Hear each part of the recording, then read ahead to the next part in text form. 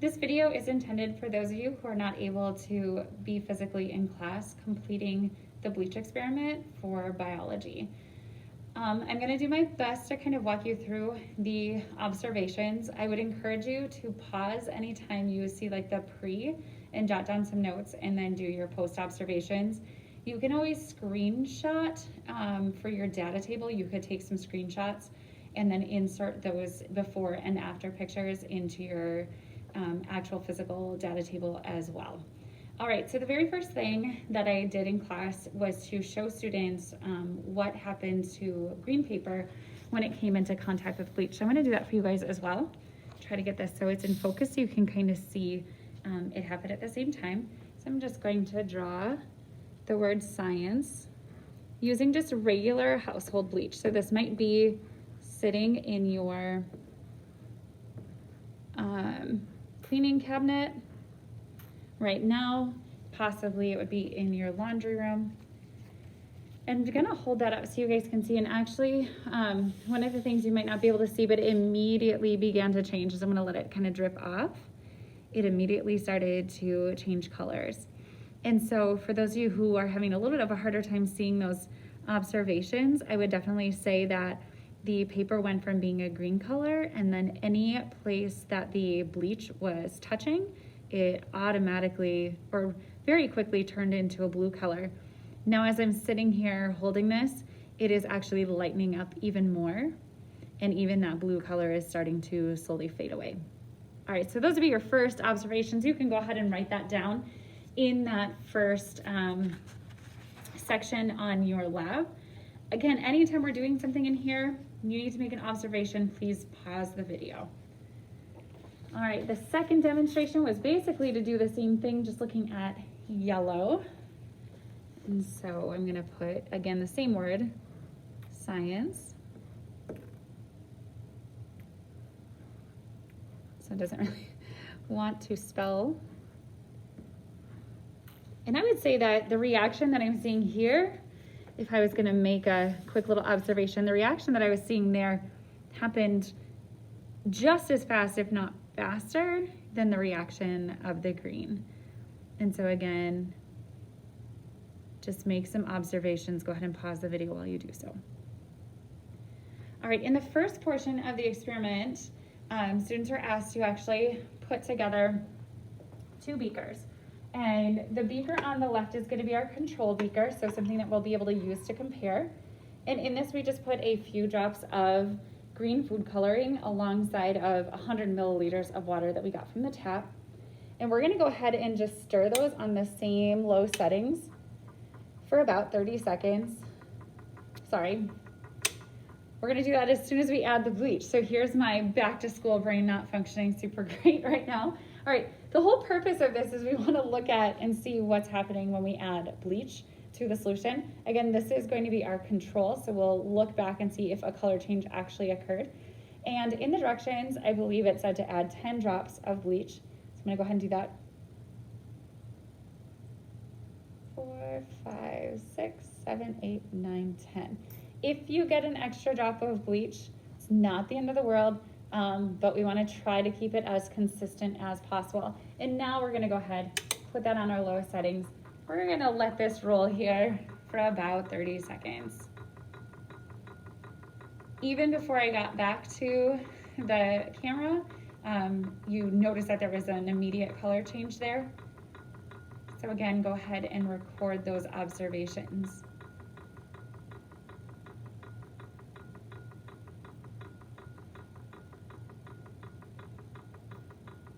And that's been about 30 seconds.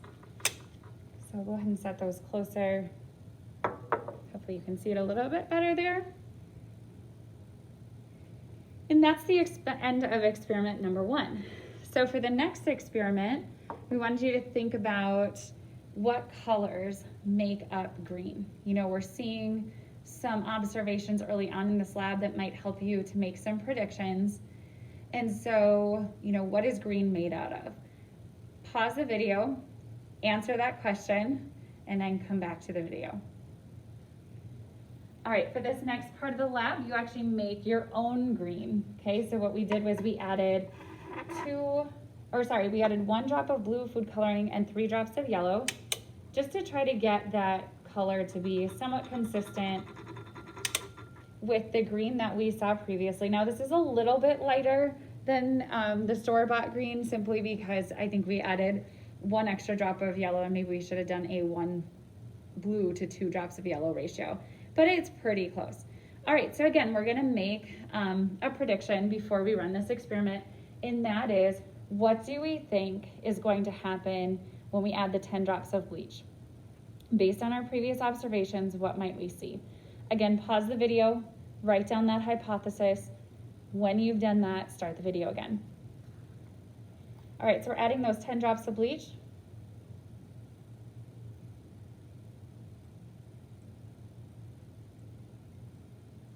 And again, we're gonna stir these at about the same rate for the same amount of time. Very similar observation being made there with respect to what color seems to be disappearing out of the green. So again, go ahead and record those observations, what you saw as a color change. Again, the thing on the left, the beaker on the left, is our control. So you really can see that stirring is not affecting the color. That's the whole purpose of agitating both at the same time, is so we can say that agitation is not responsible for the color change here. And the other thing it does is the agitation speeds up the chemical reaction that's occurring. Really make sure that that bleach molecule is working with the other molecules that are in this container. All right, so again, here would be a great time, take a screenshot of the results so that you have those for the future. You can go ahead and screenshot when it's up on the stir plates, control beaker, test beaker, but if you wanted a closer up version of it, there you go. Okay, so moving on. The next thing I want you guys to take a look at, obviously we're having some interactions between bleach and the food coloring, right? And what I want you guys to do next is you're gonna take a look at the effects that bleach has on the individual colors. I'm gonna just mix this because I had put the food coloring in and it was just sitting in preparation for this video. So again, make a hypothesis based on the observations you've made, the interaction of bleach with the green food coloring. Now I want you to make some observations about what you think will happen in the short term with the bleach and yellow food coloring. So adding the same number of drops.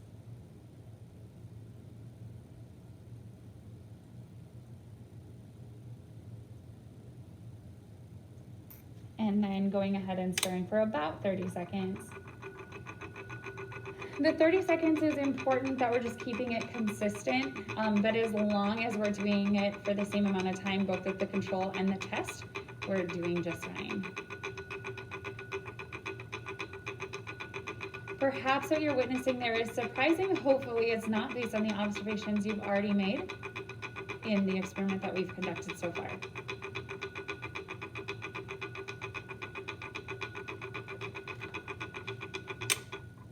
All right, so again, kind of moving this closer into view for you. The beaker on the left being the control and the beaker on the right being the test. So it's having an obvious effect, an obvious impact on the yellow, and it's a very immediate impact. Now that's not to say that it's not having an impact on the blue, it's just not having as fast of an impact on the blue. And in fact, one of the things that's nice about doing this experiment in person is you get to come back to your other beakers and you get to kind of see like what happens later. And I will show you our, the first couple of beakers that we set up here in just a little bit when we're done with this experiment. All right, so looking at the blue color, again, making a prediction about what we think is going to happen. So again, that prediction is going to be our hypothesis. How does this bleach affect the blue? All right, so we're gonna add those 10 drops.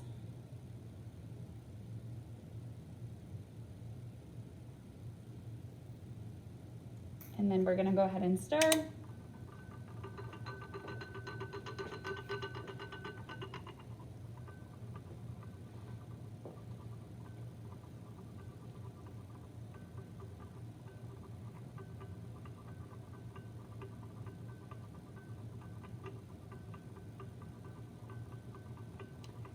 one of the things I will make a note of as we are going through this, I have done this experiment in the past and used bleach that has been sitting in my back chemical room for just a year. So it was, you know, bleach that I bought in like 2019.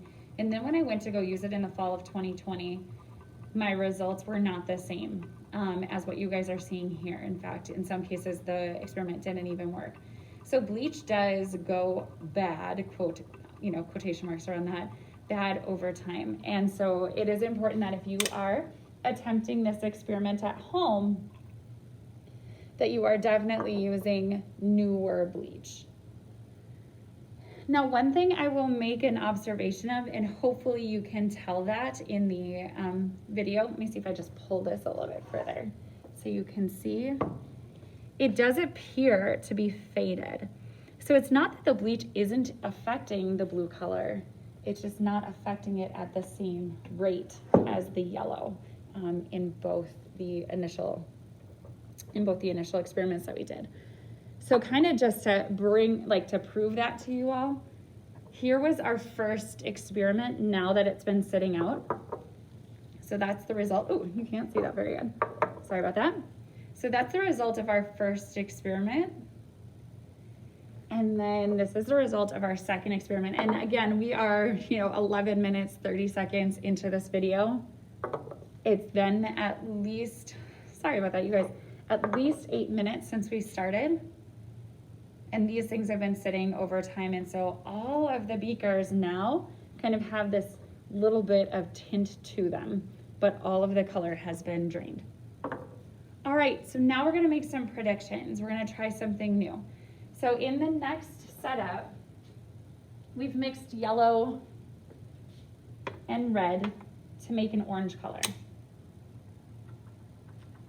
And it would be really helpful if I had a magnet in that, which I forgot. I had only a limited amount of magnets, so I have to rinse this one off, set that up. It would be helpful if that one's in there. Doesn't want to let go. There we go. All right. So we just made this mixture by mixing, some red and yellow food coloring together. Again, make a prediction. We're going to put bleach in there. We already know what happens to yellow, at least what happened to yellow in the when it came into contact with bleach in the green solutions. And then we also know what happened when it was just a yellow color. So again, make a prediction about what we might see in orange.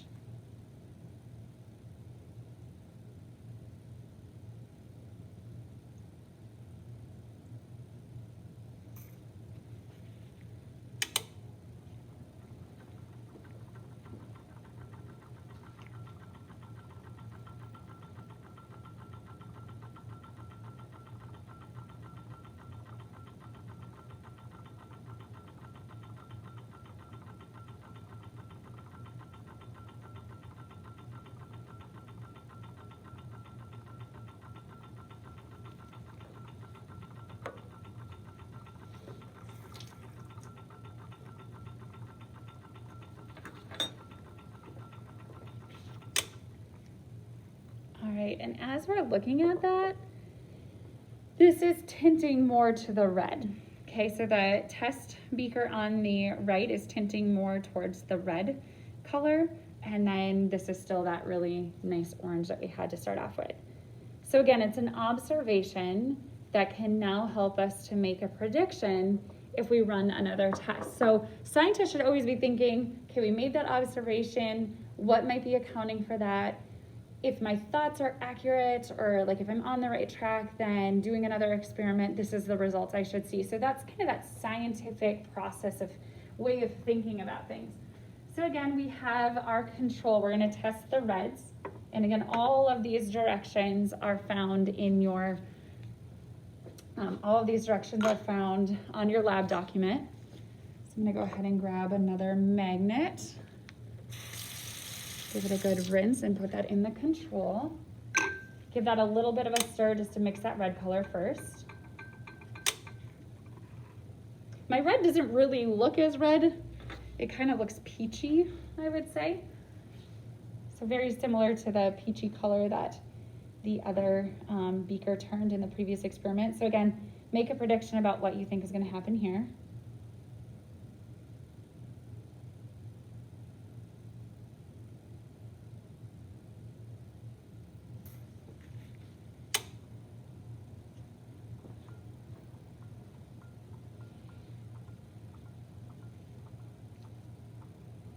it's so important that anytime we can set up a control that we do so.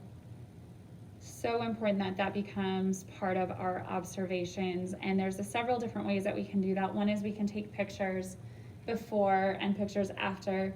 If it is reasonable or feasible for us, you know, it's not an expensive chemical for us to actually have a control beaker, to do a control treatment, that is incredibly important, because we might think that we've seen something that we actually haven't, because we remember the start a little bit different or a little bit inaccurately. So that's why it's so important to set up these controls whenever it is possible. All right. So what I'm seeing here, again, is a bit of fade. Now, there was more red in this beaker because I put 2 drops and 2 drops than there were in the previous experiment where the orange was mixed, because the orange was 1 drop of red for every 3 drops of yellow just to get that orange. Now, if I had put in 2 drops of orange and 2 drops of red and 3 drops of yellow, I might have seen a similar color, a similar end. So this is what we've got going on there. It has faded. Now that looks different from the previous experiment. So I'll just show you this side by side. Hopefully you can see that. I'll slide them over. Okay, but again, I want you to remember that this started with, this one right here, started with less red, and the color still hasn't fully faded. Now we've been, you know, at this now for a little bit of time, and the color still hasn't faded. So that's the original red. This is 10 drops of bleach with 2 drops of red, and this would have been 1 drop of red after it had already reacted with the 10 drops of bleach and the 3 drops of yellow. So you can see some variations there, but one thing that's kind of interesting here is that the red is not fading out as quickly as the yellow did. The yellow disappeared very, very quickly, and it's hanging around a little bit longer than the blue color initially was. So on to our final experiment. What if we mix blue and red together to get purple? And for this, what I did was I actually mixed equal drops. So I just did 1 drop of blue and 1 drop of red. And I want to try to figure out which of those 2 colors is actually less affected by the bleach. Or I could say which of those 2 colors is more affected by the bleach. Make a prediction, right? Pause the video, make a prediction. What do you think is going to happen? What do you think the results are going to be? Just based on the observations that we've made so far. Give that a little bit of a stir.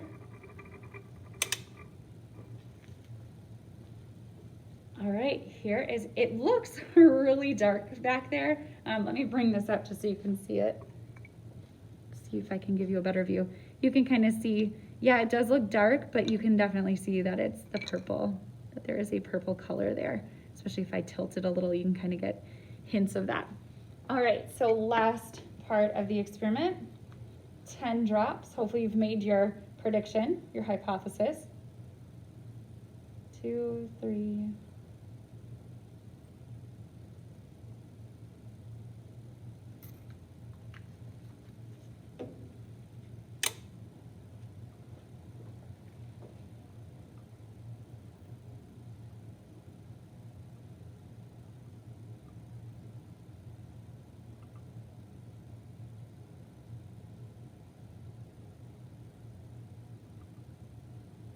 For this one, I'm going to let it go the full 30 seconds to really make sure that we have a fair assessment.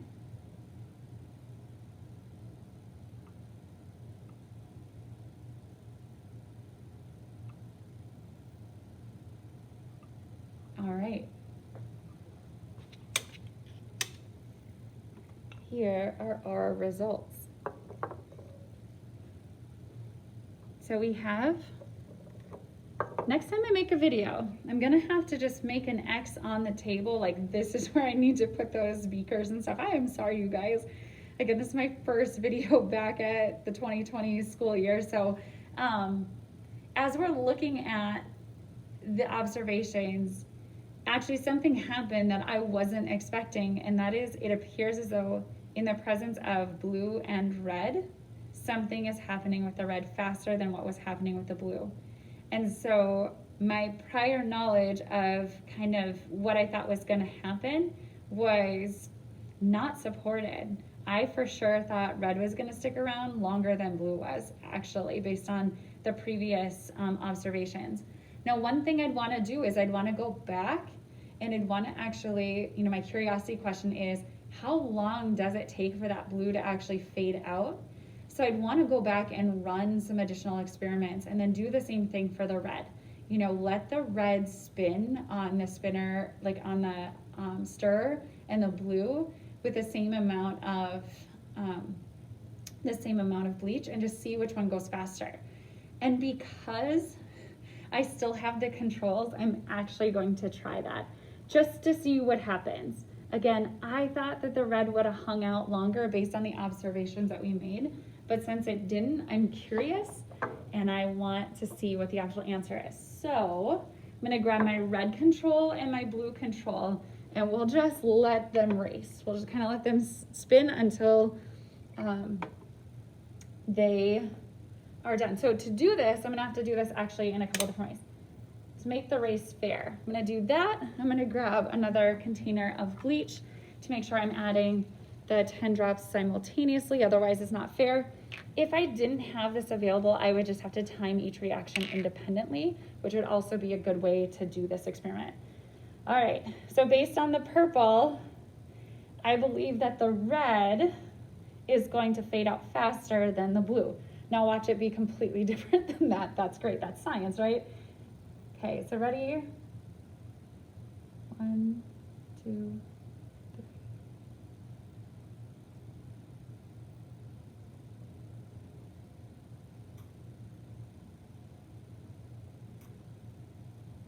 Okay, so I didn't get it perfectly, which is unfortunate. I was hoping I'm gonna get them both set at same speeds.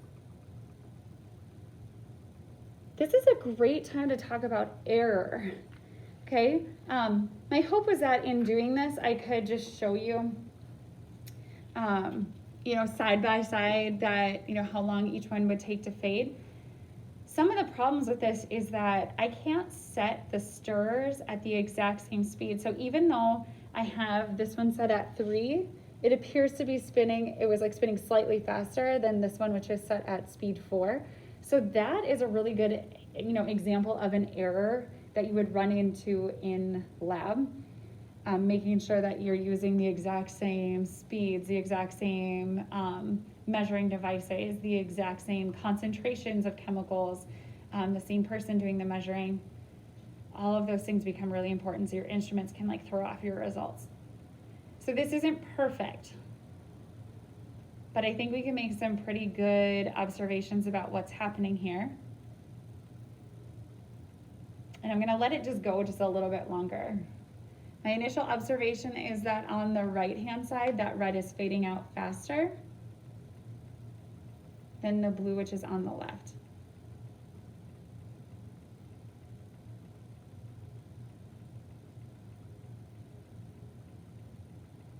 One of the things that affects the rate of a reaction is agitation, which you guys are seeing there. So something I'm going to do here maybe in a second is just to spin it faster. So I'll increase the stirring rate. Another thing that will affect is the concentration of the chemicals. So one other thing I'll do so we can end this video here shortly is to add just a few more drops to each beaker of the bleach. Because it was hard to do that simultaneously, I'm just gonna drop in my one that's kind of taking the longest, I'm gonna add 5 drops. And I'm gonna quickly add 5 drops here. See if that will push these reactions to completion just a little bit faster.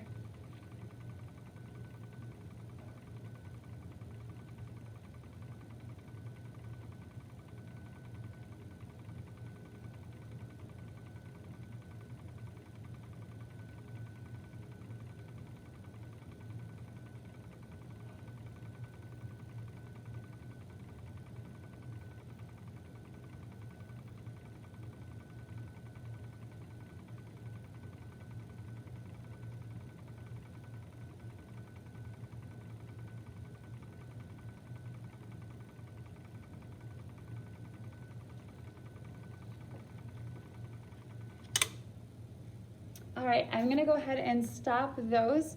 Our initial observations, the blue is lightening up. It is still, there's definitely still a lot of blue there. The red has faded significantly. So it just looks like the bleach is affecting those two things slightly differently. Again, as a reminder, if we were to put the yellow beaker back on there and go ahead and do that exact same experiment, the yellow goes super fast in comparison. And so here's my curiosity question.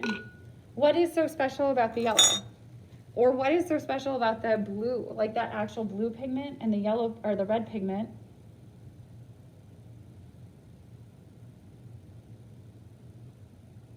That makes it so the blue and red hang around a lot longer than the yellow does, right? All of them are reacting with the chemical that is in bleach, the main chemical that's in bleach. But the rate of that reaction is different. Why is that? That's my curiosity question. All right, you guys should be able to complete all of the data tables, observations based on the results of this experiment. Again, the last bit of this experiment was just for fun and just to kind of see what would happen. So if you wanted to pause that and end it beforehand, that would be fine as well.